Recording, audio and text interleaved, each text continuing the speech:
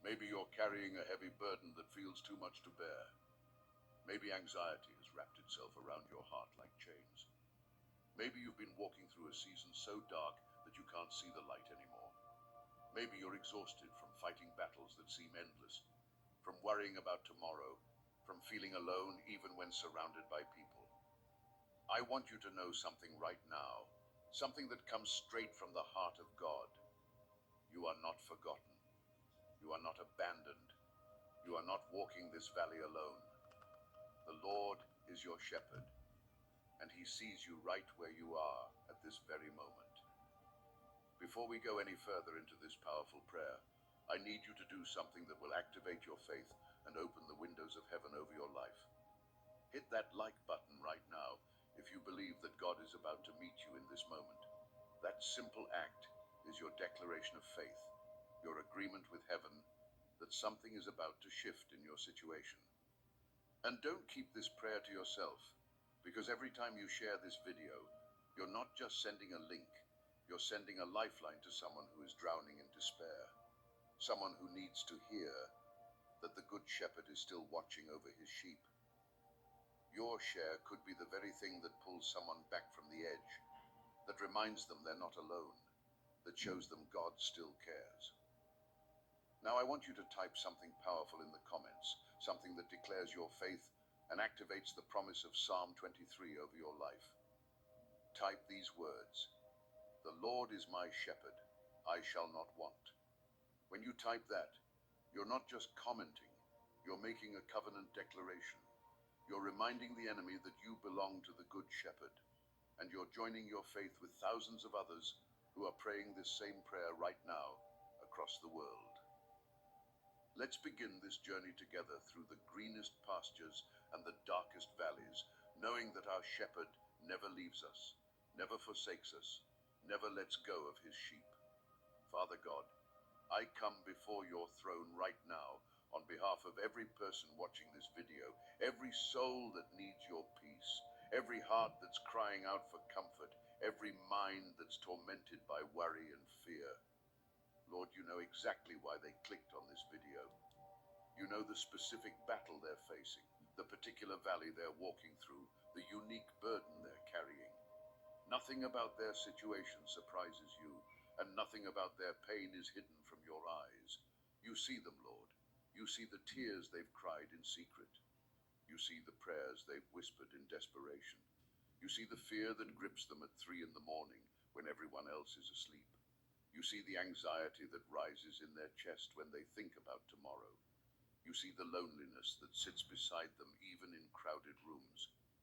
You see it all, Good Shepherd, and I thank you that seeing is not where your care ends, it's where your shepherding begins. The 23rd Psalm opens with these magnificent words: "The Lord is my shepherd, I shall not want." Lord, I pray that every person hearing this right now would make this deeply personal. Not just, "The Lord is a shepherd," but "The Lord is my shepherd." Not a distant God who watches from afar, but a personal shepherd who knows my name, who knows my voice, who recognizes my cry even in a crowd of millions. You are not a shepherd of masses who overlooks individuals. You are the shepherd who leaves 99 to find the one who is lost. You are the shepherd who calls each of your sheep by name. You are the shepherd who carries the weak, who binds up the wounded, who goes after the straying. Lord, establish this truth deep in their hearts right now. You are their shepherd, personally, intimately, completely. And because you are their shepherd, they shall not want. What a powerful promise this is, Father.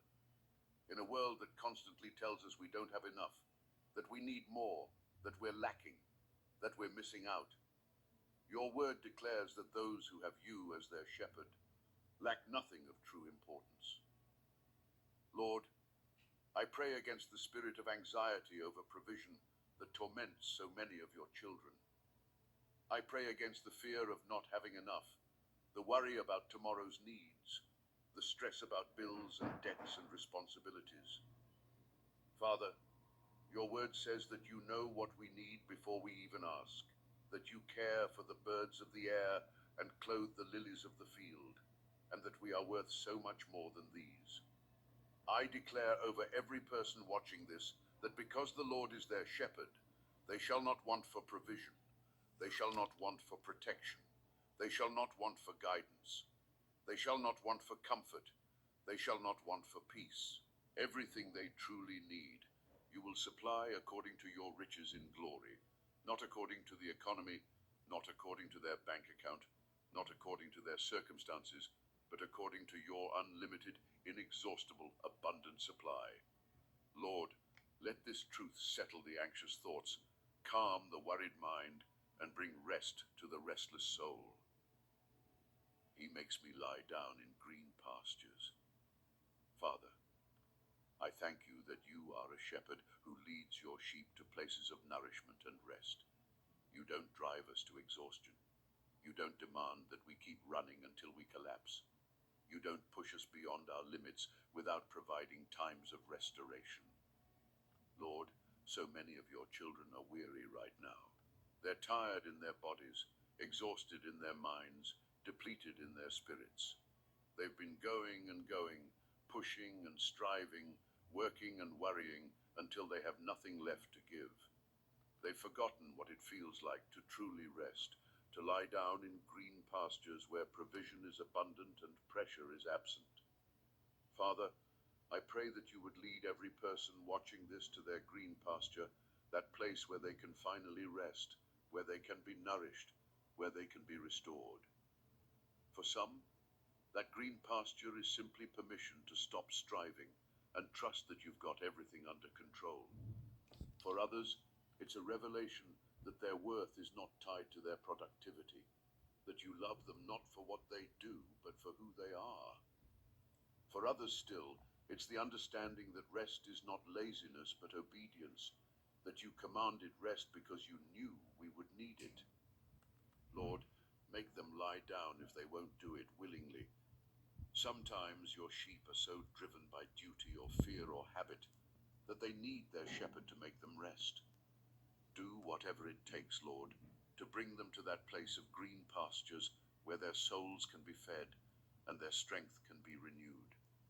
He leads me beside still waters. Father, in a world of chaos and noise and constant motion, you lead your sheep beside still waters. Not raging rivers that would sweep them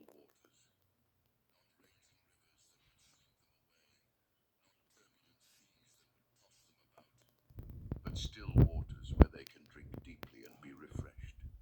Lord, I pray for everyone who feels like they're drowning right now, whose life feels like a storm that never ends, whose circumstances feel like waves that keep crashing over them. Lead them beside still waters. Give them moments of peace in the middle of chaos.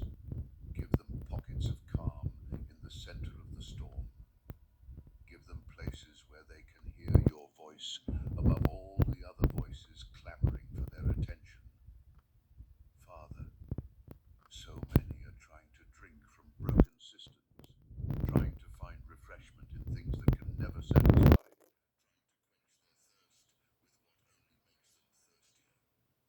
Lead them away from those polluted sources and bring them to the pure, clean, still waters of your presence. Let them drink from the fountain that never runs dry. Let them be refreshed by the water of your word.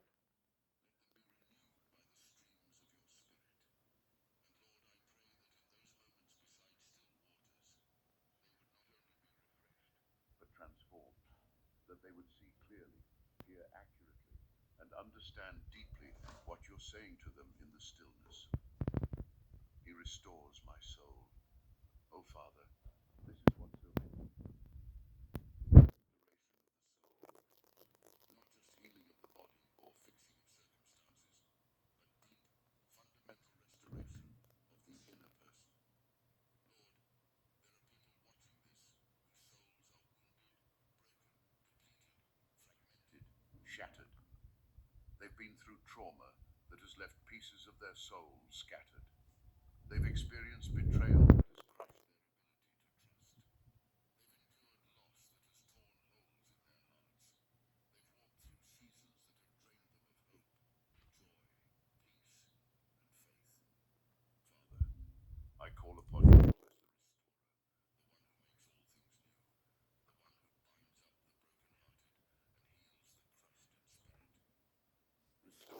souls, Lord. Put back together what has been broken apart. Heal what has been wounded. Replenish what has been depleted. Revive what has been deadened. Renew what has been worn out. Make whole what has been fragmented. Lord, restore the joy that has been stolen. Restore the peace that has been disrupted. Restore the hope that has been destroyed. Restore the faith that has been shaken. Restore the love that has grown cold. Restore the passion that has faded. Restore the vision that has been clouded. Restore the purpose that has been lost. You are the God who restores, and I declare that restoration over every soul watching this right now. What the enemy meant to destroy forever, you are restoring completely. What seemed irreparably broken, you are making beautifully whole.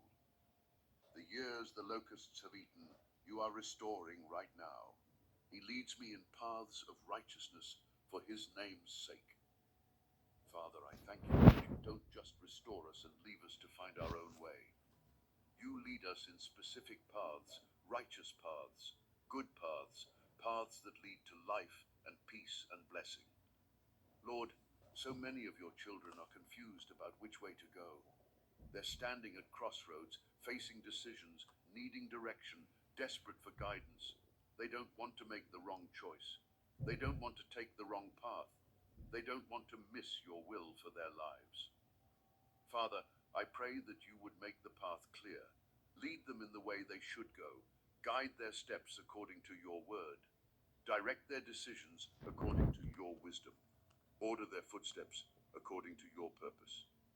And Lord, I thank you that you don't lead us in paths of righteousness because we've earned it or deserved it, but for your name's sake. It's about your reputation, your glory, your character. You lead us rightly because that's who you are as the good shepherd. You cannot lead your sheep astray. You cannot guide them into danger. You cannot direct them toward destruction. It goes against your very nature. So every person can trust that when they follow the shepherd, they're being led in the right direction, even when that path doesn't make sense, even when it's difficult, even when it requires faith to take the next step. Lord, give them confidence to follow where you lead, trusting that the path of righteousness is always the